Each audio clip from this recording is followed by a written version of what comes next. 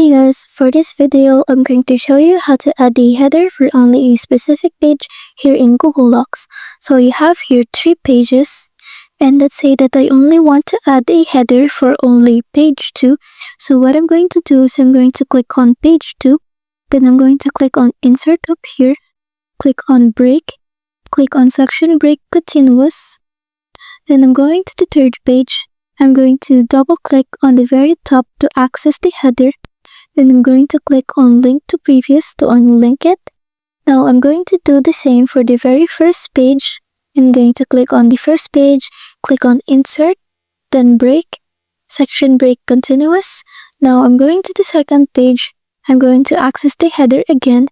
Then I'm going to click on link to previous to unselect it. Then I'm gonna go ahead and write my heading over here. And as you can see, the heading appears at page 2, but it does not appear over here at page 3 and page 1. So that's it. Thanks for watching.